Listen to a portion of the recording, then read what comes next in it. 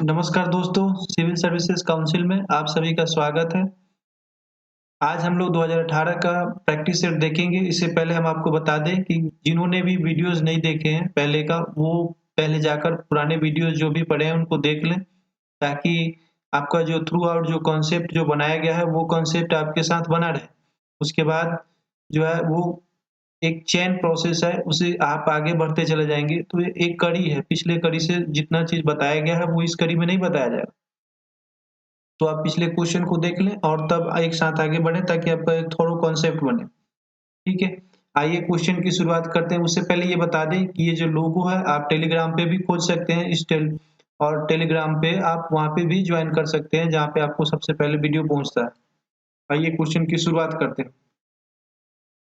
ये क्वेश्चन जो है बीपीएससी में पूछे गए हैं, हालाँकि ये बाद में जो है सीडीपीओ का भी क्वेश्चन कराया जाएगा। तो सीडीपी वाले भी परेशान ना हो, उनके लिए भी अब जल्द ही मतलब कि प्रीवियस ईयर क्वेश्चन का जो सेट है वो आएगा। अभी हम लोग बीपीएससी का कर रहे हैं, तो बीपीएससी कर रहे हैं तो ऐसा नहीं है कि बीपीएससी का जो क्वेश्चन है, वो बीपीएससी वाले कसम खाएँ कि हम सीडीपीओ में नहीं पूछेंगे, सीडीपीओ में भी आ सकता है। तो जो भी पढ़ाया जाता है उसको अच्छे से पढ़ें। स्वामी सहजानंद सरस्वती ने एक जर्नल लिखा, तो यहाँ पे पूछा जा रहा है कि जो जर्नल पब्लिश किया गया था, उस जर्नल का नाम क्या था? तो उस जर्नल का नाम था हुंकार। स्वामी सहजानंद सरस्वती के द्वारा और भी जर्नल्स पब्लिश किए गए जैसे कि जनता और कल्याण। स्वामी सहजानंद सरस्वती जी 1936 में ही इन्होंने अखिल भारतीय किसान सभा की जो है अध्यक्षता किया था 1936 में। और ये इसका आयोजन अखिल भारतीय किसान सभा का बैठक जो हुआ था, वो हुआ था लखनऊ में। अ, अनुशीलन समिति जो है पटना में गठित हुआ। एक अनुशीलन समिति पटना में गठित हुआ 1913 में, ये पटना वाला जो है 1913 में गठित हुआ था। तो ये किसके द्वारा ये गठित हुआ था? तो यहाँ पे जो है ध्यान में रखिएगा, सचिंद्र नाथ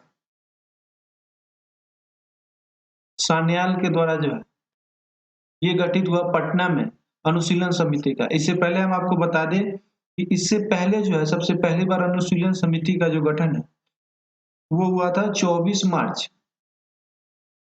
1902 को। आपको एक नाम यहाँ पे इसके उस समय जो 1902 में जो गठित हुआ था, वो उसको गठन जो उनको इसको ऑर्गेनाइज़ किए थे, उनका नाम था प्रमथनाथ प्रमथ प्रमथनाथ मित्र। इन्होंने अनुशीलन समिति को जो है राष्ट्रीय स्तर पे जो है बंगाल में पहली बार गठित किया था 24 मार्च 1902 को। यहाँ पे क्वेश्चन पूछा गया है कि पटना में 1913 में जो गठित हुआ, उसके अनुशीलन समिति जो गठित हुआ वो किसके द्वारा गठित हुआ? तो सचिंद्रनाथ सान्याल द्वारा गठित हुआ। अब यहाँ पे है कि किसान सभा हुआ मुंगेर में। एक किसान सभा हुआ मुंगेर में 1922-23 में। तो मुंगेर का जो किसान सभा है वो किसके द्वारा ऑर्गेनाइज किया गया? तो इसमें जो है मोहम्मद जुबैर और थे डॉक्टर कृष्णा सिंह, कौन? कृष्णा सिंह, ठीक है। ये 2 लोग शामिल थे जो मुंगेर का किसान सभा गठित हुआ था 1922-23 में। उसमें 2 व्यक्ति संबंधित थे, कृष्णा सिंह और मोहम्मद जुबैर। मोहम्मद जुबैर जो है वो अध्यक्ष थे किसान सभा जो मुंगेर में गठित हुआ था, और उपाध्यक्ष जो है वो डॉक्टर कृष्णा सिंह थे। बिहार सोशलिस्ट पार्टी 1934 में गठित हुआ, ठीक है। तो उसके 1934 में जब गठित हुआ तो उसके सचिव कौन थे? तो उसके सचिव थे लोकनायक जयप्रकाश नारायण, ठीक है। जेपीएन जयप्रकाश नारायण, इन्हें लोकनायक भी कहा जाता है। आपको बता दें कि इसके जो अध्यक्ष थे, अध्यक्ष का नाम आचार्य नरेंद्र देव था। तो नरेंद्र देव इसके अध्यक्ष थे, और जो सचिव थे उनका नाम जयप्रकाश नारायण था। तो यहाँ पे क्वेश्चन पूछा गया जो सचिव हैं वो कौन थे? तो आंसर होगा जयप्रकाश नारायण। अब बोल रहा है कि who was the member of constituent assembly, यहाँ पे होगा। संविधान सभा का जब गठन हुआ तो बिहार से कौन-कौन से लोग थे? तो यहाँ पे जो आंसर आपको मिलेगा, ऑप्शन मिलेगा, उसमें जो है बहुत सारे नाम दिए गए थे, जैसे कि एएन सिन्हा, जिन्हें अनुग्रह नारायण सिन्हा कहा जाता है, पूरा नाम अनुग्रह नारायण सिन्हा है। राजेंद्र प्रसाद, ठीक है, जगजीवन राम, ये सब ऑप्शन में दिया हुआ था। ठीक है, जगजीवन राम और श्याम नंदन प्रसाद सिन्हा, श्याम नंदन प्रसाद सिन्हा, ठीक है। तो ये सब नाम दिया हुआ था। तो आप देखिए, ये जो संविधान सभा का गठन हुआ था उसमें अनुग्रह नारायण सिन्हा, राजेंद्र प्रसाद, जगजीवन राम, श्यामनंदन प्रसाद सिन्हा, ये सारे लोग जो हैं बिहार से ही थे और संविधान सभा का जब ये गठन हुआ था तो उसके सदस्य थे। तो इसका जो आंसर होगा मोर देन वन होता। तो यहाँ पे सारे लोग जो हैं बिहार से संबंधित हैं। 1937 में पहली बार जो सरकार का गठन हुआ था 1937 में, तो पहली बार जब सरकार का गठन हुआ तो किसकी अध्यक्षता में हुआ? तो ये आप ध्यान में रखिएगा कि ये पहली बार जब गठित हुआ था तो मोहम्मद यूनिस जो थे, उन्हीं वही जो है पहली बार उनके वही लीडर थे, बने थे और पहली बार जो है इन्हें चुना गया था। वो उस समय जो है बिहार का जो पोस्ट था उस समय प्राइम मिनिस्टर ही बोला जाता था। बिहार के प्राइम मिनिस्टर ऐसे करके बोला जाता था। तो मोहम्मद यूनिस जो है पहली बार, अ, आप यहाँ पे आज के टर्म में चीफ मिनिस्टर वो पोस्ट बना हुआ है। तो बिहार के जो प्रथम आजाद 1937 में जो थे वो उनका नाम था मोहम्मद यूनिस, ठीक है। और इसका यहाँ पे एक बात और ध्यान में रखिएगा, ये गवर्नमेंट ऑफ इंडिया एक्ट 1935 के तहत ही ये इनको जो है पहली बार सरकार बनाने का मौका मिला था मोहम्मद यूनिस को। इसे जो है राजेंद्र प्रसाद ने फादर ऑफ पाकिस्तान कहा है, पाकिस्तान का जनक कहा है। तो आप ध्यान में रखेंगे, मिंटो को मिंटो को पाकिस्तान का जनक कहा है। आप बता दें, यहाँ पे ये भी बता दें कि मॉडल मिंटो रिफॉर्म जो है, मॉडल मिंटो रिफॉर्म्स 1909 में आया था पहली बार, ठीक है। तो, तो मिंटो को जो है पाकिस्तान का जनक कहा गया, किसके द्वारा? डॉक्टर राजेंद्र प्रसाद के द्वारा, ठीक है। यहाँ पे क्वेश्चन पूछा जा रहा है कि पटना जो लॉन पहले था उसका नाम बदल दिया गया, गांधी मैदान कर दिया गया, तो ये कब किया गया? तो ये किया गया आजादी के समय, ठीक है। आजादी के समय जो है, जिस दिन भारत आजाद हुआ उसी दिन जो है पटना लॉन का नाम बदल कर गांधी मैदान कर दिया गया, ठीक है। तो ये ध्यान में रखिएगा कि स्वतंत्रता प्राप्त जब भारत जब स्वतंत्र हुआ उस समय जो है पटना लॉन का नाम बदल कर गांधी जी के नाम पे गांधी मैदान कर दिया गया। अब यहाँ पे कुछ क्वेश्चन पूछ रहा है कि Bombay presidency was establish bye, Bombay presidency का गठन किसने किया था? तो आप ध्यान में रखिएगा, बदरुद्दीन तैयब जी,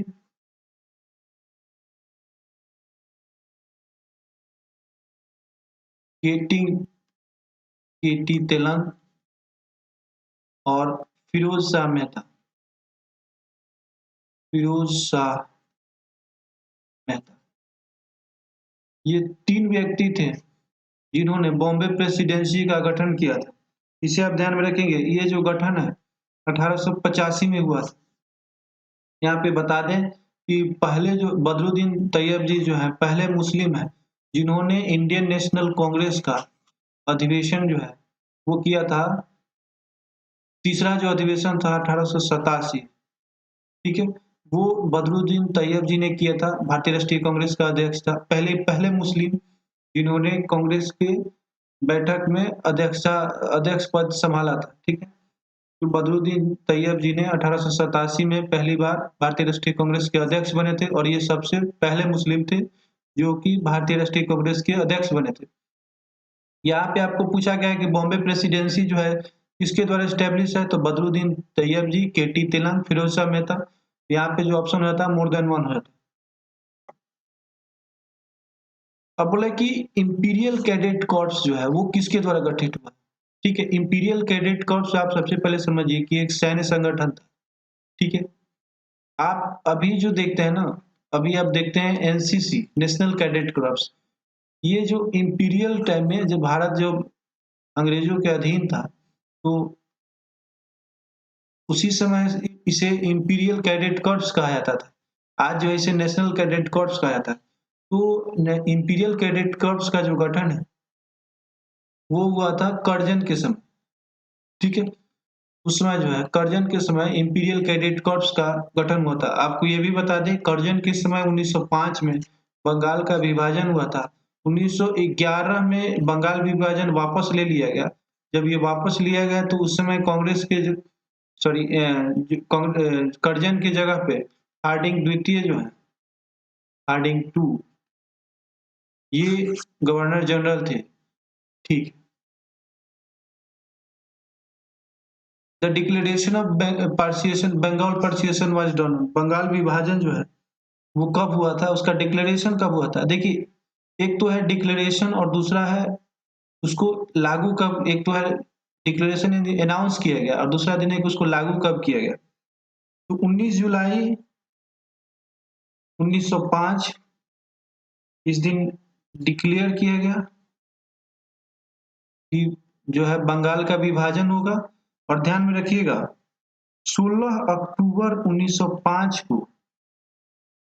इस दिन से बंगाल को जो है विभाजित कर दिया गया, बंगाल का विभाजन कर दिया गया। तो इस दिन डिक्लेयर किया गया 19 जुलाई 1905 को, और 16 अक्टूबर 1905 को जो है वो लागू किया गया। Who was given life imprisonment for the murder of colonel Wylie? Colonel Wylie के मर्डर के लिए किसे जो है अ, उसको जो है मृत्यु का सजा दिया गया था। ठीक है, यहाँ पे लाइफ इम्प्रिजमेंट, उनको तो डेथ सेंटेंस पे लगा था। ठीक है, कर्नल वाइली के लिए जो है मदन लाल ढींगरा को, मदन लाल ढींगरा, इन्हीं को, ये जो स्वतंत्रता सेनानी थे, तो इनको जो है फांसी दे दिया गया कर्नल वाइली के मर्डर के लिए। The post of Indian high commissioner was created by which act? ठीक है, हाई कमिश्नर जो है किस एक्ट के तहत, हाई कमिश्नर भारत में उच्चायुक्त जो का जो पद होता है, भारतीय उच्चायुक्त का जो पद होता है, वो किस एक्ट के तहत आया था? तो गवर्नमेंट ऑफ इंडिया एक्ट 1990, इसी एक्ट के तहत जो है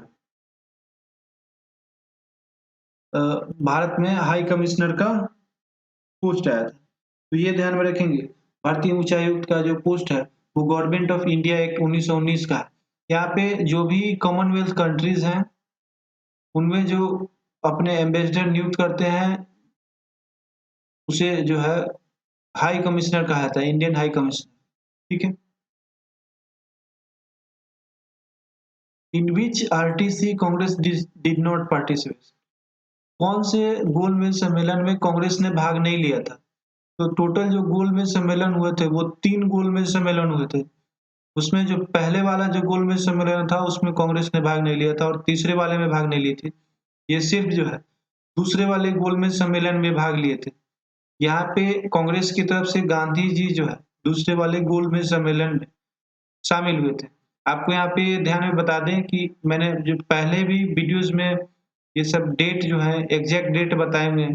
तो अगर आपने नहीं देखा है तो वहाँ पे जाकर जो पिछले वीडियोज़ हैं उनमें जाके देखिए, सारे डेट्स जो हैं आपको मिल जाएँगे। एक पैम्फलेट छपा कि नाउ और नेवर, अभी नहीं तो कभी नहीं। ये पैम्फलेट जो है किसके द्वारा लिखा गया था? इसका ये पेमेंट जो पैम्फलेट है वो चौधरी रहमत अली के द्वारा जो है,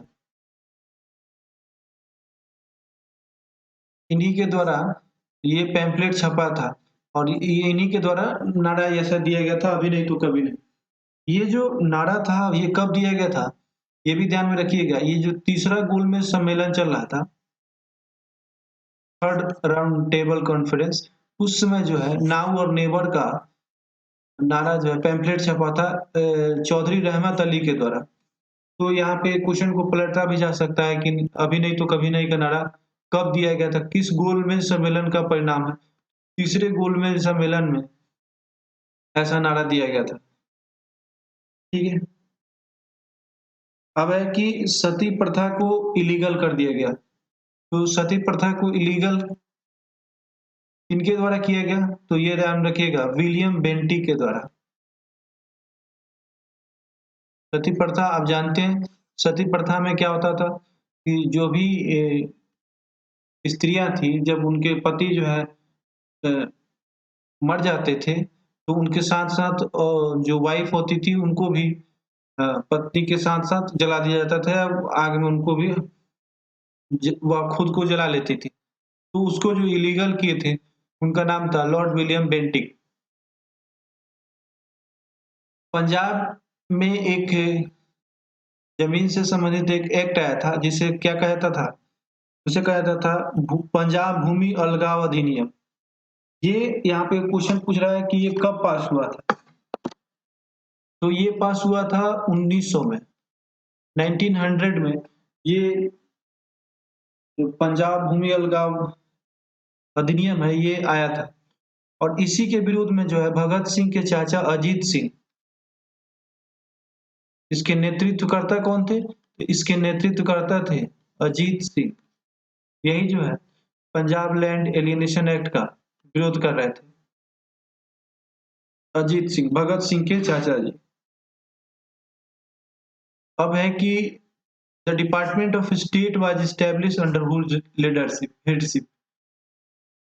जो राज्य विभाग का गठन किया गया था, वो किसके अध्यक्षता में किया गया था? तो आप जानते हैं कि भारत जो है बहुत सारे प्रिंसली स्टेट्स में बँटा हुआ था, राजा रजवाड़ा का जो क्षेत्र था। तो भारत को एकीकृत करने के लिए एक एक एक व्यक्ति को जो है हेड बनाया गया था, तो वो व्यक्ति थे सरदार वल्लभ भाई पटेल।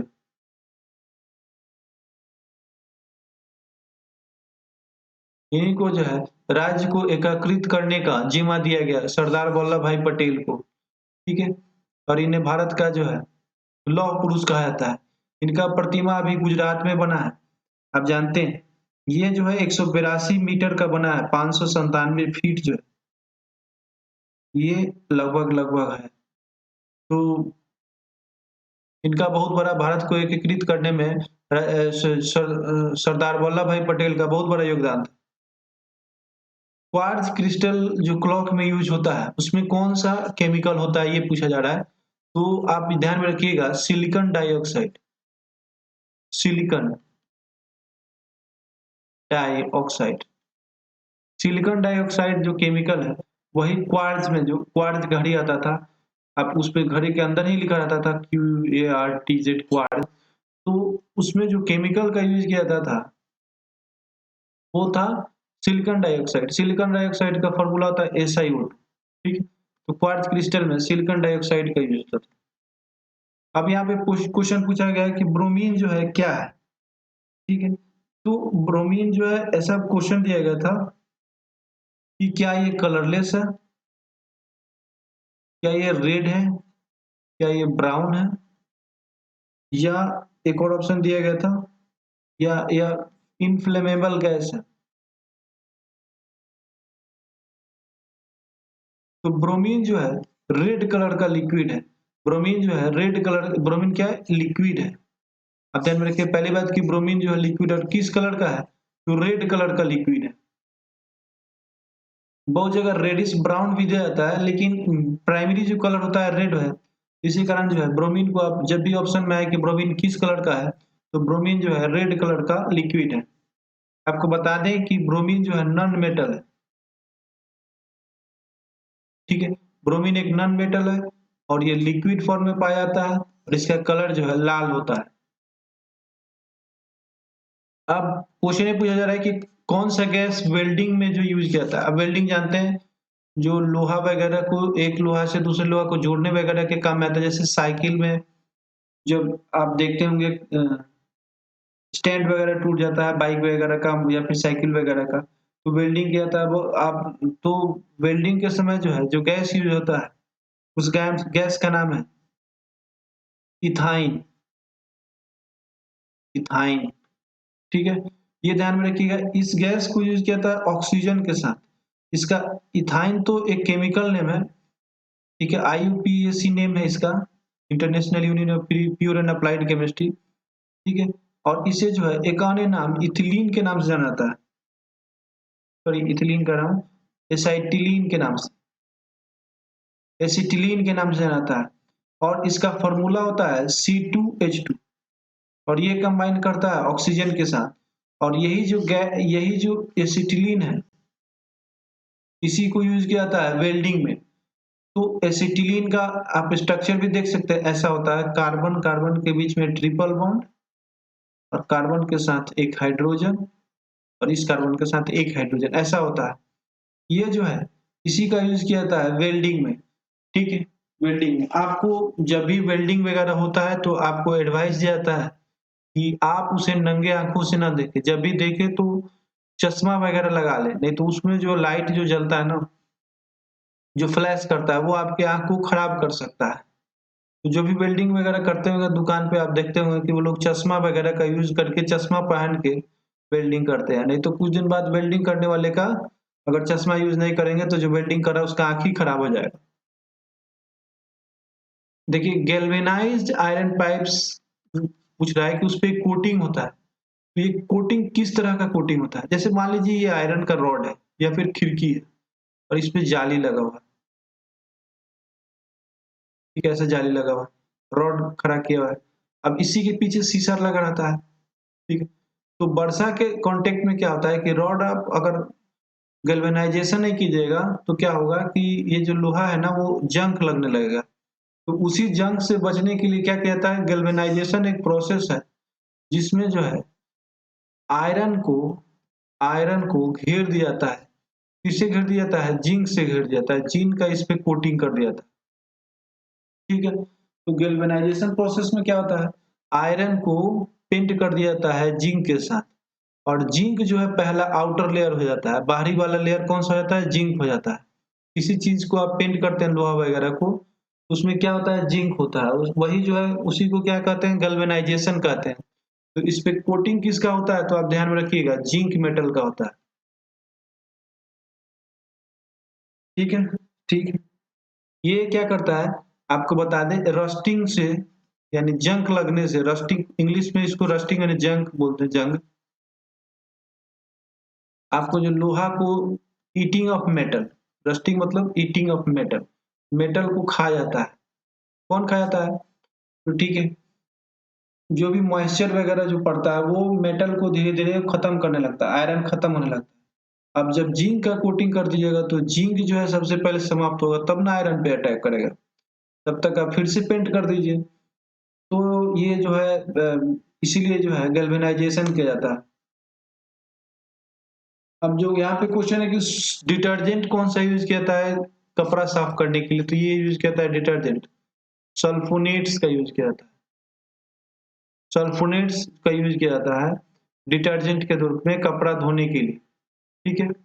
इसको आप ध्यान में रखिए कि सल्फोनेट जो है डिटर्जेंट के रूप में यूज करते हैं कपड़ा धोने के लिए।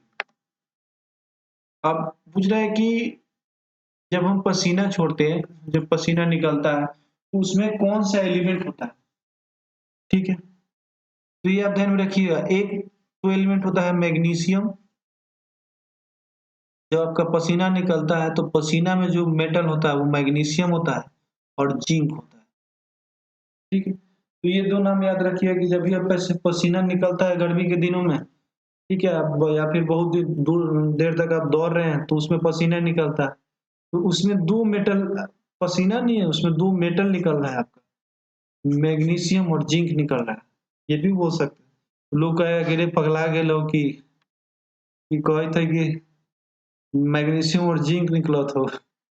तो बेसिकली मतलब यहाँ पे मेटल ही निकलता है और साथ साथ पानी भी निकलता है। तो ये आप ध्यान में रखिए कि मैग्नीशियम और जिंक जो है मेटल के रूप में निकलता है। अब है कि ब्लू विट्रोल क्या है? ब्लू विट्रोल को आप नीला थोथा भी कहते हैं, नीला थोथा।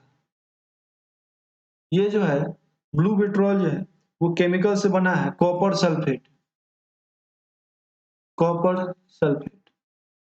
कॉपर सल्फेट का फॉर्मूला होता है CuSO4, ठीक है। और यही जो है ब्लू विट्रोल है। इसमें जो ब्लू कलर है, नीला थोथा में जो नीला कलर है ना, नीला कलर किसके कारण आता है? ये कॉपर जो मेटल है उसी के कारण जो है ब्लू कलर जो है आता है, ठीक है। तो यहाँ पे कोई क्वेश्चन पूछा कि ब्लू विट्रोल क्या है, तो ब्लू विट्रोल जो है आप बोलेंगे कि सीधे कॉपर सल्फेट को हम ब्लू विट्रोल कहते हैं। इंसुलिन क्या करता है? इंसुलिन जो है कंट्रोल करता है मेटाबॉलिज्म को। किसके मेटाबॉलिज्म को कंट्रोल करता है? कार्बोहाइड्रेट्स के, कार्बोहाइड्रेट्स, ठीक है, ये ध्यान में रखिएगा। The heaviest metal among the following is, बोला है कि इन सब में जो है सबसे भारी मेटल कौन सा है? ऑप्शन जो दिया गया था सिल्वर, गोल्ड, प्लैटिनम, और एक और ऑप्शन था मरकरी। अब देखिए सबसे पहले इन सब का सिंबल जानिए।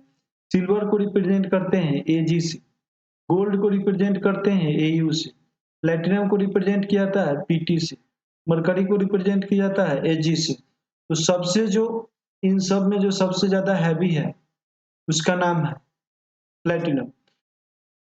अगर पूछ ले कि पीरियोडिक टेबल में सबसे ज्यादा हैवीएस्ट एलिमेंट कौन सा है, तो वो है टंगस्टन। पीरियोडिक टेबल में सबसे ज्यादा जितना भी एलिमेंट है उसमें अगर मान लीजिए 114 115 एलिमेंट लगभग है, अगर उसमें सबसे ज्यादा हैवीएस्ट पूछे तो टंगस्टन है। टंगस्टन को रिप्रेजेंट करते हैं डब्ल्यू से, ठीक है। इन चारों में से चूंकि पूछा हुआ था तो इन चारों में से जो है प्लेटिनम जो है सबसे हैवीएस्ट है। अब यहाँ पूछ रहा है कि स्टेनलेस स्टील, स्टेनलेस स्टील जो है किसका एलॉय है? स्टील जो एलॉय है ये है आयरन और क्रोमियम का। आयरन को Fe लिखते हैं शॉर्ट में, सिंबॉलिक रिप्रेजेंटेशन है, और क्रोमियम को Cr लिखते हैं, ठीक है। तो स्टेनलेस स्टील बना है आयरन और क्रोमियम से। एलॉय आप ध्यान में रखिए, एलॉय किसको कहते हैं? एलॉय कहते हैं mixture of metal, mixture of metal, यानी दो मेटल का मिक्सचर, दो मेटल का मिक्सचर। अच्छा, मिक्सचर ऐसा नहीं है कि किसी भी रेशियो में होगा, मिक्सचर हमेशा जो है यहाँ पे फिक्स रेशियो में, इन फिक्स रेशियो। ऐसा नहीं है कि मान लीजिए ये आयरन है और यहाँ पे क्रोमियम है, तो यहाँ पे 60 ले लिए और ये 40 ले लिए, 40 मोल ले लिए, ऐसा नहीं है। इन दोनों के बीच में एक फिक्स रेशियो है, उसी रेशियो में आपको लेना है, नहीं तो जो है एलवाई का फॉर्मेशन नहीं होगा, ठीक है, ये ध्यान में रखिएगा। अब बोला कि कौन सा गैस जो है सोडा का जो वाटर बॉटल खोलते हैं, ठीक है, वो भी कोल्ड ड्रिंक वगैरह खोलते हैं, उसमें कौन सा गैस रिलीज होता है? उससे रिलीज होता है कार्बन डाइऑक्साइड। कार्बन डाइऑक्साइड को रिप्रेजेंट किया जाता है CO2 से, ठीक है। तो इस साल इसमें जो है 2018 वाले में जो है आप देख रहे हैं कि केमिस्ट्री का क्वेश्चन ज्यादा पूछा गया, तो किसी सेट में बायोलॉजी का क्वेश्चन ज्यादा मिल जाता है, किसी सेट में आपको केमिस्ट्री का ज्यादा मिल जाता है, फिजिक्स का। ये इन दोनों में ही बेसिकली ज्यादा मतलब रेशियो में जाते हैं क्वेश्चन। फिजिक्स का तो कम ही देखने को मिलता है क्वेश्चन। अब क्वेश्चन है कि कौन सा जिला जो है बॉर्डर नहीं शेयर करता है नेपाल के साथ, ठीक है। तो आप ये जान लीजिए कि कौन कौन सा जिला नेपाल के साथ बॉर्डर शेयर करता है। इसे आप मैप में सबसे पहले ढूंढिएगा, मैप से ढूंढने का प्रयास कीजिएगा। टोटल जो है 9 जिला है, ठीक है। तो उसमें कौन कौन सा जिला है? वेस्ट चंपारण, ईस्ट चंपारण, पूर्वी चंपारण, पश्चिमी चंपारण, सीतामढ़ी, ठीक है, एक सीतामढ़ी हुआ, मधुबनी, अररिया, सुपौल, और किशनगंज। देखिए कितना हुआ, 1 2 3 4 5 6 7। तो यहाँ पे 9 नहीं होगा, 7 जो जिला है वो बॉर्डर शेयर करते हैं नेपाल के साथ। तो आप चेक कीजिएगा कि पटना के साथ कितना जिला जो है बॉर्डर बनाता है। ठीक है, पटना जिला है उसके आसपास में लगभग कितना जिला जो है उसके साथ बॉर्डर शेयर करता है। ठीक है, और यहाँ पे नेपाल के साथ 7 जिले हैं, उन 7 जिलों का नाम दे दिया गया। इसके अलावा जो जिला का नाम दिया जाए तो वो जिला ऑटोमेटिक जो है गलत हो जाएगा। ठीक है, आइए अगले क्वेश्चन की तरफ। The most significant feature of Indus valley civilization, जो सिंधु सभ्यता है उसकी सबसे खास बात क्या है? तो सिंधु सभ्यता की सबसे खास जो बात ये है कि उस सभ्यता में आपको बर्न्ट ब्रिक्स मिलते हैं। उस काल में जो ईंटें मिले हैं वो ईंटें जो है, ऐसे मान लीजिए ऐसा ईंट है, ठीक है, तो ईंट जो है ना वो उसको जलाया गया था। यानी अभी जो आप चिमनी वगैरह में जैसे देखते हैं ना कि पका हुआ ईंट मिलता है, वैसे जो है इंडस वैली सिविलाइजेशन में जो ईंट जो था उस तरह का ईंट जो है वो हजारों साल पहले भी ऐसा ही ईंट मिलता था। ठीक है, इंडस वैली सिविलाइजेशन में ऐसा बर्न्ट ब्रिक्स भी मिलता था। ठीक है, the point of Ashok Dham, Ashok के धाम का जो है वो उसका मेन पॉइंट जो है वो क्या था? अशोक का धाम, धम मतलब होता है धर्म। ठीक है, तो अशोक के धर्म में क्या मुख्य बिंदु थे? तो इसमें जो मुख्य बिंदु था वो ये था कि लोगों का जो समस्या है वो या फिर उनका जो चिंतावन है, चिंता वगैरह है, लोगों का समस्या और उनकी चिंता का निराकरण करना। ठीक है, दूसरा ये कि वो एकीकृत करना चाहता था। ठीक है, लोगों को एकीकृत करना चाहता था धर्म के माध्यम से। ठीक है, तो ये बात ध्यान में रखेंगे कि अशोक का मुख्य बिंदु जो है समस्याओं एवं चिंताओं का निराकरण जो है उसका उद्देश्य था। धर्म का मेन उद्देश्य क्या था? अशोक के धर्म का मेन उद्देश्य समस्याओं एवं चिंताओं का निराकरण, लोगों के समस्याओं को निराकरण दिलाना। ठीक है, जो फेमस चाइनीज ट्रेवलर फाहियान जो है वो किसके शासन काल में आया था? तो फाहियान जो है चंद्रगुप्त द्वितीय के शासन काल में भारत भारत आया था। आपको बता दें कि वेनसांग जो है, वेनसांग ये जो है हर्षवर्धन के काल में आया था। वेनसैंग हर्षवर्धन के काल में आए थे और जो फाहियान है वो चंद्रगुप्त द्वितीय के काल में आया था।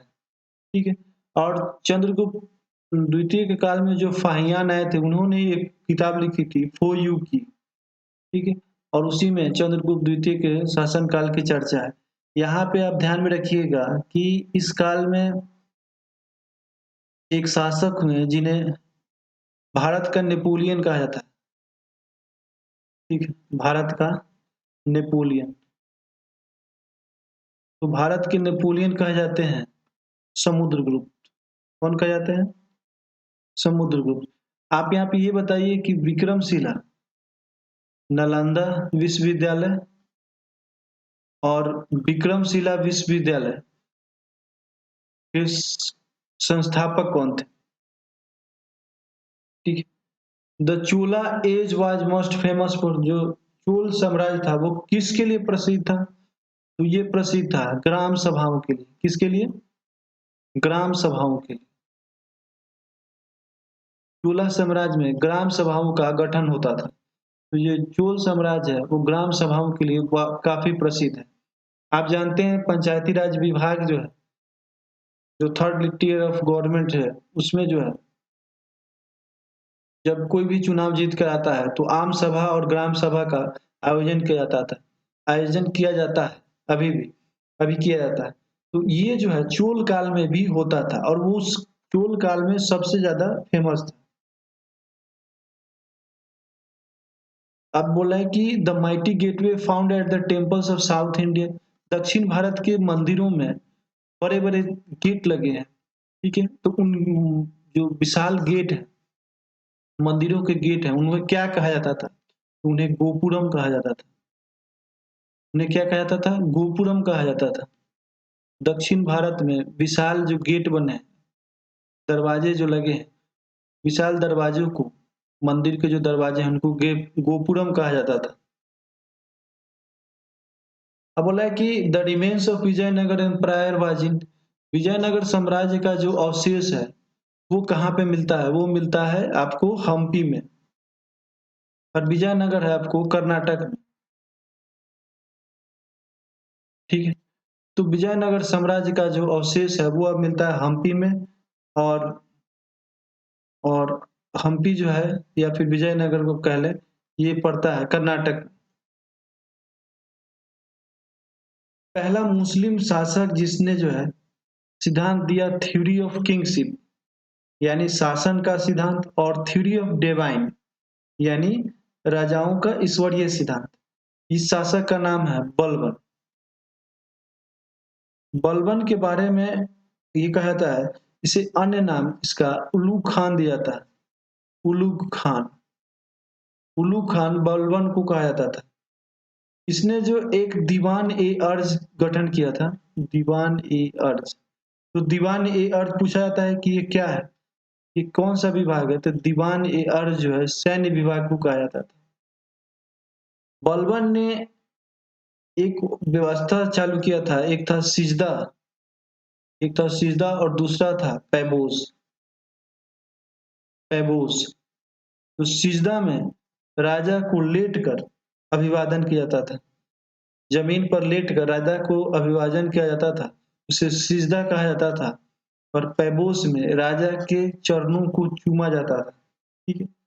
तो सिजदा और पैबोस का मतलब समझ में आया। बलबन को जो है उल्लू खान कहते थे, और दीवाने अर्ज जो है सैन्य विभाग से संबंधित।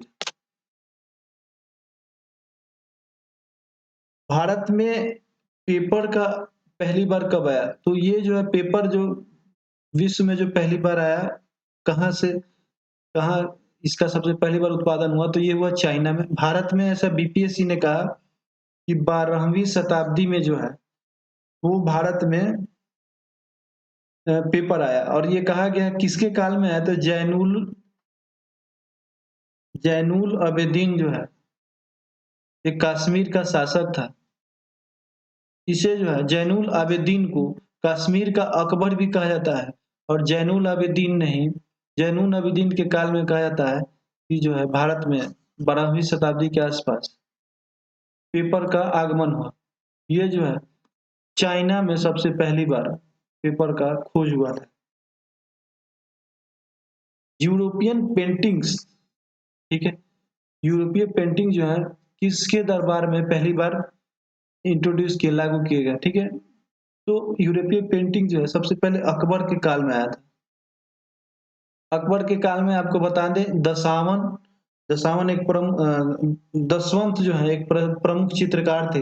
दसवंत और बसावन जो है प्रमुख चित्रकार थे। अकबर के काल में यूरोपीय पेंटिंग्स का आगमन हुआ, और पेंटिंग्स जो है अपने प्रकाष्ठा पे पहुंचा।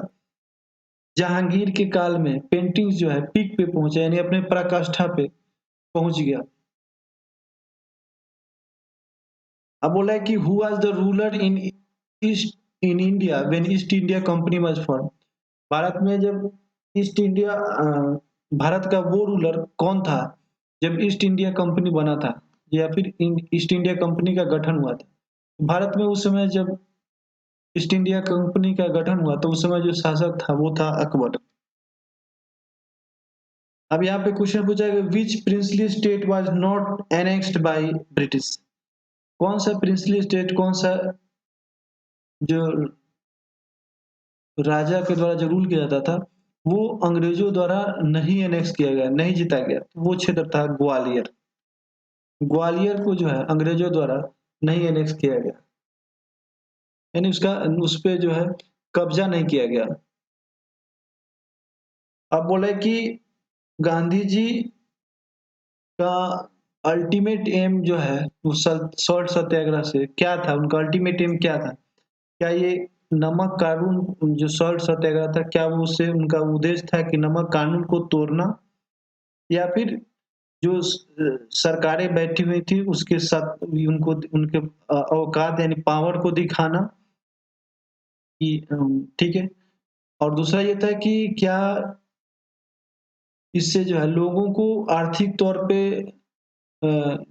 जो निजात दिलाना, आर्थिक जो कमजोरियां थी उससे निजात दिलाना, ठीक है।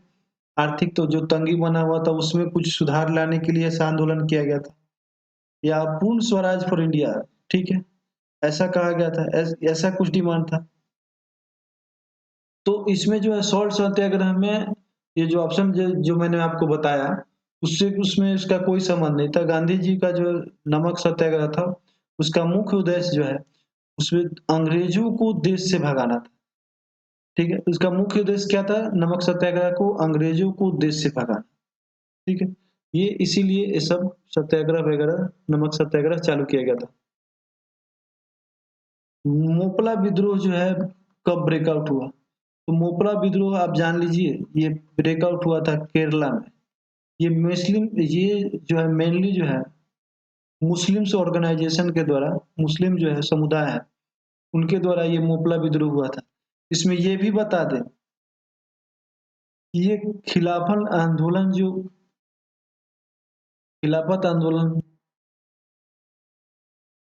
से संबंधित, ठीक है।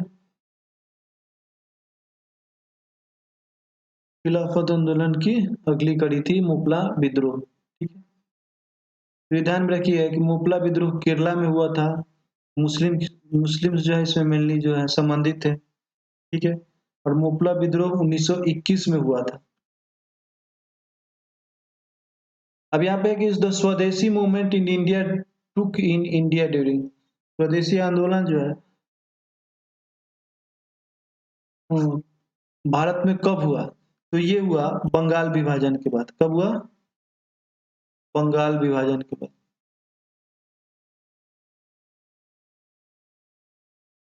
बंगाल पार्टीशन के बाद। आपको ये ध्यान में रखना है कि बंगाल पार्टीशन के समय लॉर्ड कर्जन जो है वो गवर्नर जनरल था, और 1905 में ये बंगाल विभाजन हुआ था, और 1911 में जो है बंगाल विभाजन को वापस ले लिया गया था लॉर्ड हार्डिंग द्वितीय के काल में। अब बिहार प्रोविंशियल किसान सभा, बिहार प्रांतीय किसान सभा का गठन कब हुआ था? तो ये गठन हुआ था 1929 में। इसके जो अध्यक्ष थे वो थे स्वामी सहजानंद सरस्वती। आपको यहाँ पे बताते चले कि ये भारतीय बिहार प्रांतीय किसान सभा है, ये बिहार प्रांतीय किसान सभा है, जिसका गठन 1929 में हुआ। एक अखिल भारतीय किसान सभा का गठन 1936 में हुआ था। तो पहला बिहार प्रांतीय किसान सभा जो है वो 1929 में हुआ। उसके बाद जो है ये हुआ अखिल भारतीय किसान सभा, जो लखनऊ में हुआ था 1936 में, वो बाद में हुआ, ठीक है। और पहले कौन हुआ? बिहार प्रांतीय किसान सभा का गठन हुआ। ये गठन स्वामी सहजानंद सरस्वती द्वारा किया गया था। और 1936 का जो अखिल भारतीय किसान सभा था वो भी स्वामी सहजानंद सरस्वती द्वारा ही उसकी अध्यक्षता किया गया था, ठीक है। ठीक है। यहाँ पे एक और बात ध्यान में रखिए कि दयानंद, एक सरस्वती नाम के एक और व्यक्ति थे, दयानंद सरस्वती।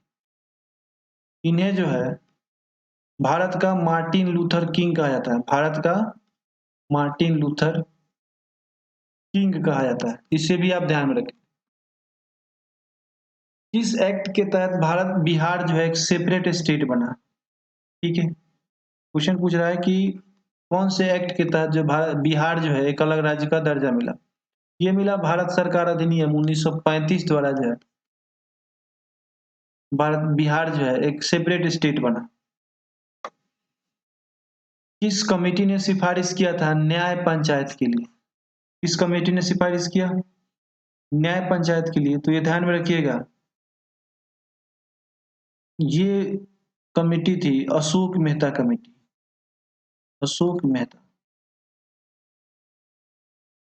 अशोक मेहता कमेटी, इन्होंने न्याय पंचायत के लिए सिफारिश किया था। ठीक है, अगला क्वेश्चन है कि what is the criteria for the retirement of जजेस ऑफ सुप्रीम कोर्ट। जो सुप्रीम कोर्ट के जज हैं उनका रिटायरमेंट का एज क्या है? सुप्रीम कोर्ट के जज का रिटायरमेंट एज है 65 ईयर्स, ये ध्यान में रखिए। अब बताइए हाई कोर्ट के जो जज होते हैं उनका एज रिटायरमेंट का क्या है? भारत के जो सीए जी हैं, एजी हैं, ठीक है, और इन लोगों का रिटायरमेंट एज क्या है? ठीक है, ये आप बता सकते हो। कमेंट बॉक्स में आप डालिए कि भारत के जो हाई कोर्ट है, जो राज्यों के हाई कोर्ट हैं उनका रिटायरमेंट एज क्या होता है? जो यूपीएससी के चेयरमैन होते हैं उनका रिटायरमेंट एज क्या होता है? स्टेट पब्लिक सर्विस कमीशन के जो चेयरमैन होते हैं उनका रिटायरमेंट एज क्या होता है? ठीक है, आप और हाई कोर्ट वाले का डालिए। ये जो 3 क्वेश्चन है यहाँ पे, इन दोनों का जवाब दीजिए कमेंट बॉक्स में।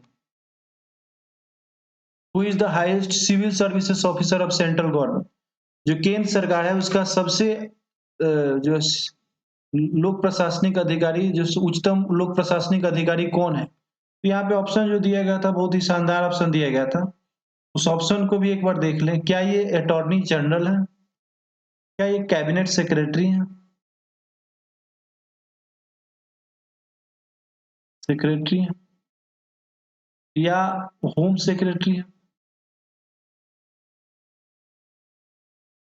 या फिर फाइनेंस सेक्रेटरी है?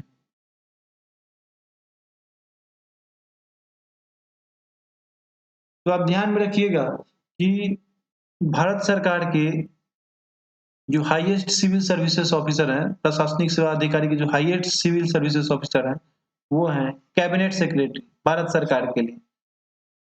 ठीक है, कैबिनेट सेक्रेटरी जो है सिविल सर्विसेज के हाईएस्ट ऑफिसर है।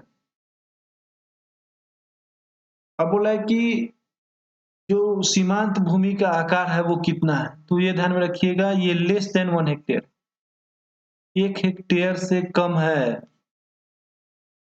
मार्जिनल जो लैंड होल्डिंग है, सीमांत भूमि का आकार जो है 1 हेक्टेयर से कम है। ठीक है, वैसे को बोलेंगे सीमांत भूमि का आकार या सीमांत भूमि का, तो इसे 1 हेक्टेयर से कम रखा गया है। अब जो है ये क्वेश्चन पूछ रहा है कि the prevention of money laundering, ठीक है, गैर तरीके से, गैर संवैधानिक तरीके से धन अर्जन जो है उसी को मनी लॉन्ड्रिंग बोलते हैं। गैर कानूनी तरीके से पैसा खूब कमाना उसको बोलते हैं मनी लॉन्ड्रिंग, गैर कानूनी तरीके से। ठीक है, तो ये जो है इसको प्रिवेंट करने के लिए कानून है। इस कानून का नाम, ये कब पारित हुआ था? तो ये आया था 2002 में। ठीक है, ये 2002 में आया था मनी लॉन्ड्रिंग एक्ट। एक डीएलएफ का विवाद हुआ था रॉबर्ट वाड्रा के साथ, तो उसमें जो है रॉबर्ट वाड्रा जो है डीएलएफ वाले विवाद में था, उसमें जो गलत तरीके से क्या किए थे, जमीन का ग्रहण किए थे। तो ये शायद मनी लॉन्ड्रिंग एक्ट के तहत ही आता है, आप उसे एक बार देखेंगे। ठीक है, तो कोई भी कांड जिससे जिसमें जो है पैसे को गलत तरीके से इस्तेमाल करके धन कमाने के लिए यूज किया जाता है तो वो मनी लॉन्ड्रिंग एक्ट के तहत आएगा। नीति आयोग का गठन कब हुआ? नीति आयोग का गठन हुआ 1 जनवरी 2015 को। इसे आप ध्यान में रखेंगे। ये क्वेश्चन भले ही पुराना हो चुका है लेकिन ये एवरग्रीन क्वेश्चन है, पूछा जा सकता है। आप ध्यान में रखिए, इससे पहले नीति आयोग से पहले प्लानिंग कमीशन जो है भारत में हर एक 5 साल के लिए प्लान बनाता था, जिसे 5 ईयर प्लान कहते थे। ठीक है, अब वो बदल गया है, जिसे नीति आयोग कहते हैं। ये नीति आयोग का गठन 1 जनवरी 2015 को किया गया। ठीक है, और इसे आप ध्यान में रखेंगे, इसके अभी चेयरपर्सन जो है, वो जो चेयरपर्सन होते हैं वो प्राइम मिनिस्टर होते हैं चेयरपर्सन, और वाइस चेयरपर्सन जो है वो है राजीव कुमार। राजीव कुमार। गुल्लक बच्चा बैंक, ये कहाँ पे है? तो गुल्लक बच्चा बैंक जो है पटना में, बिहार के पटना जिले में गुल्लक गुल्लक बच्चा बैंक जो है पटना में, इस ये गुल्लक बचत बैंक क्यों लाया गया था? इसका मेन पॉइंट ये था कि सेविंग्स को बढ़ाने के लिए, सेविंग्स के हैबिट डेवलप करने के लिए, बच्चों में सेविंग्स का हैबिट डेवलप हो, उसके लिए गुल्लक बचत बैंक आया था। अब यहाँ पे क्वेश्चन पूरा कोकोस प्लेट कहाँ से किसके किसके बीच में लाई करता है? ये लाई करता है सेंट्रल अमेरिका और पैसिफिक प्लेट के बीच में। इसको आप मैप से लोकेट कीजिए कि सेंट्रल अमेरिका और पैसिफिक प्लेट कहाँ पड़ता है और कोकोस प्लेट कहाँ है, और ये दोनों जो जगह है, ये दोनों जगह कहाँ पे? तो इन्हीं दोनों जगह के बीच में है कोकोस प्लेट। तो आप इन दोनों जगहों को खोजिए कि सेंट्रल अमेरिका और पैसिफिक प्लेट कहाँ है और उसके बीच में कोकोस प्लेट कहाँ है। ठीक है, ये आप मैप से लोकेट कर लीजिए। बेहतरीन क्वेश्चन है, इसको रिपीट किया जा सकता है, इसलिए आप ध्यान में रखें, ध्यान में रखें, इसे खोज ही लें, बेहतर रहेगा। ठीक है, अब रस्ट बाउल ऑफ यूएसए किसे कहा जाता है? रस्ट बाउल ऑफ यूएसए, ये रस्ट बाउल ऑफ यूएसए कहा जाता है कैलिफोर्निया को, सॉरी पिट्सबर्ग को। पिट्सबर्ग को जो है, ये यूएसए में एक जगह है पिट्सबर्ग, वो उसे ही क्या कहा जाता है? रस्ट बाउल कहा जाता है। ये फेमस है, रस्ट बाउल जो है फेमस है स्टील के मैन्युफैक्चरिंग के लिए। ठीक, स्टील मैन्युफैक्चरिंग के लिए ये rust bowl of USA. Rust तो ऐसे रस्ट से तो समझ में आ रहा है कि रस्टिंग किस में होता है? आयरन में होता है। तो ये जो है बेसिकली फेमस है मेटल्स वगैरह के लिए, उसके मैन्युफैक्चरिंग के लिए। ठीक है,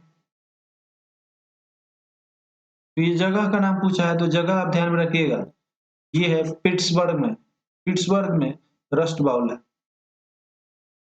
Which approach is attached with Amartya Sen? Amartya Sen के साथ कौन सा अप्रोच? उन्होंने बहुत सारे अप्रोच के बारे में चर्चा की है। तो ये जो इसमें जो फोकस किया गया है ना, वो फोकस अमर्त्य सेन का जो फोकस है किस तरह के अप्रोच पे है? तो कैपेबिलिटी अप्रोच पे। कैपेबिलिटी अप्रोच, कैपेबिलिटी अप्रोच पे अमर्त्य सेन का जो है वो फोकस है। ठीक है, इसे ध्यान में रखेंगे। इसमें ये बताया गया है कि आप व्यक्तिगत तौर पे कितना कैपेबल है। ठीक है, और आप क्या-क्या कर सकते हैं व्यक्तिगत तौर पे, वही रिलेटेड है अमर्त्य सेन से। और इन्होंने ये बताया है कि आप व्यक्तिगत तौर पे कितने कैपेबल हैं, और इसे ही कहा गया है capability approach. Coffee pot of the world किसे कहा जाता है? इसे कॉफी पोट को हिंदी में कहवा कहवा भी कहते हैं। कॉफी को हिंदी में क्या कहते हैं? कहवा भी कहते हैं। तो विश्व का जो कहवा द्वीप है वो सेंटोस है। कौन सा जगह है? सेंटोस। ये पड़ता है साओ पालो, साओ paulo ब्राजील में। कहाँ पड़ता है? ब्राजील में। मैप में लोकेट कर लीजिए कि ब्राजील कहाँ है। वैसे हम इसको एक दो बार अगली बार जो है कभी दिखा भी देंगे ब्राजील वगैरह का, अगली बार जब चर्चा आएगा। ठीक है, वहां पे बहुत सारे कंट्रीज जो है उनको समझा भी देंगे। किस वर्ड्स को डेमोग्राफिक डिवाइड कहा गया है? इस वर्ड जो है पॉपुलेशन जो है, डेमोग्राफिक डिवाइड का मतलब होता है पॉपुलेशन जो है डिक्रीज किया था, वो फिक्स नहीं था। ठीक है, इंक्रीज नहीं कर रहा था। ठीक है, जनरली जो है पॉपुलेशन साल प्रति साल जो है इंक्रीज करता है। ठीक है, अब इंक्रीज ना करके क्या हो रहा था कि वो डिक्रीज करने लगा था, तो इसे डेमोग्राफिक डेमोग्राफिक डिवाइड किया गया था। तो वो वर्ष कौन सा था? 1921 को जो है डेमोग्राफिक डेमोग्राफिक डिवाइड कहा था। ठीक है, क्वेश्चन है कि राष्ट्रीय जलमार्ग NH1 को कौन कौन से कनेक्ट होता है? तो ये कनेक्ट करता है हल्दिया। हल्दिया आप जानते हैं वेस्ट बंगाल में है, टू प्रयागराज। प्रयाग, ठीक है, हल्दिया वेस्ट बंगाल, प्रयागराज यूपी में। तो इन दो जगहों को NH1 यानी रोड वाला नहीं, ये वाटर वे है, जलमार्ग वाला। तो जलमार्ग वाला कनेक्ट करता है हल्दिया को प्रयागराज से। ठीक है, वेस्ट बंगाल, हल्दिया में, हल्दिया जो वेस्ट बंगाल में पड़ता है और प्रयागराज यूपी में, तो इन दोनों को कनेक्ट करता है NH1। और भी नेशनल हाईवेज हैं, ठीक है?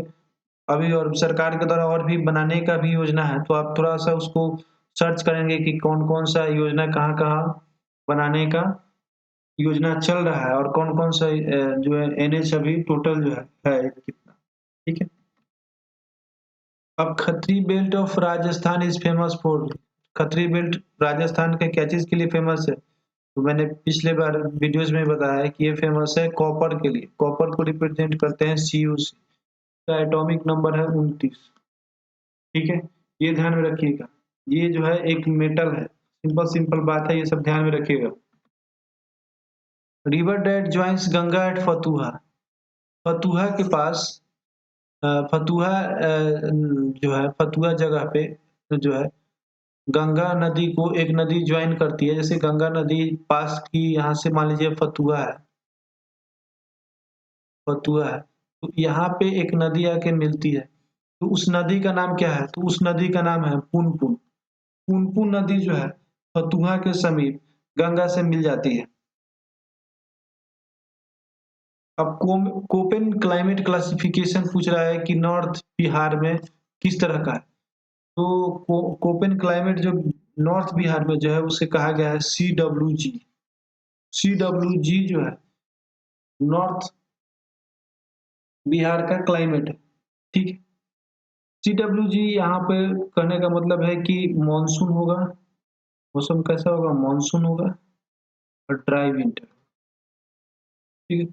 तो कोपेन का जो क्लासिफिकेशन है वो भी आप जो थ्योरेटिकल क्लास जहाँ पे चलती है वहाँ से अगर आपको नहीं समझ में आता है तो थ्योरेटिकल क्लास से आप देख सकते हैं कि कोपेन क्लाइमेट क्लासिफिकेशन कैसे गया था। यहाँ पे जो है आप ध्यान में रखिए कि नॉर्थ बिहार का जो क्लाइमेट है CWG। अब ऐसी मिट्टी जो कि मुजफ्फरपुर, दरभंगा और चंपारण में पाई जाती है, ठीक है? तो वहाँ पे किस तरह की मिट्टी पाई जाती है? तो वहाँ पे पाई जाती है नई जलोढ़ मिट्टी, नई जलोढ़ मिट्टी। जलोढ़ को हिंदी में अलूवियल भी कहते हैं। निवर अलूवियल सॉइल जो है मुजफ्फरपुर, दरभंगा और चंपारण में मिलता है निवर अलूवियल सॉइल। आप ध्यान में रखिए कि बिहार का जो टोटल एरिया है 94.2 थाउजेंड स्क्वायर किलोमीटर और इसमें जो है नॉर्थ बिहार वाला उत्तरी बिहार में जो है ज़्यादा एरिया पड़ता है और साउथ बिहार में कम एरिया पड़ता है। नॉर्थ बिहार में जो एरिया पड़ता है वो लगभग आपको 53,300 स्क्वायर किलोमीटर पड़ता है, सब थाउजेंड में है और 40,900 स्क्वायर किलोमीटर पड़ता है। इतना एरिया पड़ता है आपको साउथ बिहार। ये आप देख सकते हैं कि जो नॉर्थ बिहार का जो ज़मीन है वो ज़्यादा है। यानी आप ऐसे इसको ये बिहार मान लीजिए तो ये पोर्शन जो है वो ज़्यादा हो। आप इसे इक्वल नहीं दिखा सकते। जैसे बराबर-बराबर हिस्सों में नहीं बाँट सकते। ये मान लीजिए ईस्ट बिहार है, वेस्ट बिहार है, नॉर्थ बिहार है, साउथ बिहार है। नॉर्थ बिहार का जो एरिया है वो एरिया है 53.3 और साउथ बिहार का है 40.9। अब बोला है कि the largest silk producing state district of Bihar, वो राज्य जहाँ पे सबसे ज़्यादा जूट का प्रोडक्शन होता है। तो आप जो है ये ध्यान में रखेंगे वो डिस्ट्रिक्ट है पूर्णिया। पूर्णिया डिस्ट्रिक्ट में सबसे ज़्यादा जूट का प्रोडक्शन होता है। जूट से आप देखते होंगे जूट से लोग पटसन वगैरह रस्सी वगैरह पहले बनाते थे, रस्सी वगैरह बनाते थे और इसका जो काम है वो प्रिल्स बनाने का काम में आता है। प्रिल्स प्रिल्स समझते हैं किसको कहते हैं? बोरा को कहते हैं, बोरी जो बनता है। जैसे चावल वगैरह का जो पीडीएस में बोरी आती है, गेहूँ वगैरह का, ठीक है? तो जूट का भी बोरी जो है वो बनता है। तो उसको जूट के बोरी को हम लोग क्या बोलते हैं? इंग्लिश में क्या बोलते हैं? प्रिल्स बोलते हैं, ठीक है? बोरी को हम लोग प्रिल्स बोलते हैं और जूट जो है सबसे ज़्यादा पूर्णिया में बनता है। और इससे इससे इस मतलब इससे भी ज़्यादा आप देखेंगे कि आप जो भी नदी के किनारे रहने वाले लोग जैसे बांग्लादेश के जो इलाका है, बांग्लादेश में बहुत ज़्यादा प्रोडक्शन होता है जूट का। ठीक है। तो जूट का सबसे ज़्यादा प्रोडक्शन जो है बांग्लादेश में होता है, और बंगाल में भी होता है। अपने बिहार में क्वेश्चन पूछा गया, तो बिहार जो है बांग्लादेश और बंगाल से सटा हुआ इलाका है, ठीक है, ये पूर्वी इलाका है, तो यहाँ पे जो है सबसे ज़्यादा जूट का प्रोडक्शन होता है। अब त्रिवेणी कैनाल किसको Triveni canal has been constructed on the river, बोला कि त्रिवेणी कैनाल किस नदी पे बना है, ठीक है? ये बना है गंडक नदी पे। त्रिवेणी कैनाल बना है गंडक नदी पे, ये ध्यान रखिएगा। कैमूर का पठार फेमस है, ठीक है। कैमूर का पठान क्या चीज़ के लिए फेमस है? तो ऑप्शन जो दिया गया था, क्या ये कॉपर के लिए फेमस है, या चूना पत्थर के लिए फेमस है, लाइमस्टोन के लिए, या फिर लिथियम के लिए? लिथियम जो है बैटरी बनाने के काम में आता है। बॉक्साइट, ठीक है, क्या ये बॉक्साइट के लिए फेमस है? तो लाइमस्टोन जो है वो चूना पत्थर के लिए फेमस है। ये कैमूर के पठार से जो पठार है वहाँ पे आपको लाइमस्टोन जो है खूब मिलेगा, ठीक है। तो ये रहा आज का 2018 का प्रैक्टिस सेट। ये था 2018 का प्रैक्टिस सेट। 63वीं बीपीएससी का जो क्वेश्चन था उसे कराया गया, ठीक है। अगली बार जो है 64वीं का जो है 2018 का ही क्वेश्चन सेट होगा, लेकिन 64वीं बीपीएससी का हो, तो उसे भी आप देख लीजिए। हम लोग 66वीं बीपीएससी तक करेंगे, उसके बाद सीडीपीओ के क्वेश्चन को सॉल्व करेंगे। उसके बाद जो है जो भी क्वेश्चन सेट आएंगे उसको प्रैक्टिस करते चलेंगे। हम आपको बता दें कि प्रीवियस ईयर क्वेश्चन को आप नेग्लेक्ट नहीं कर सकते। इसलिए नेग्लेक्ट नहीं कर सकते हैं, ये जो है प्रीएम्बल है, ध्यान में रखिएगा, ये प्रीएम्बल है, ठीक है। ये प्रीएम्बल है, कैसा बीपीएससी का वेरिएशन रहेगा क्वेश्चन में, आगे आपका कैसा रहेगा, तो इसके बिना आप आगे नहीं बढ़ सकते। ये बेसिकली आप समझ लीजिए कि ये आँख है। क्या है? आँख है।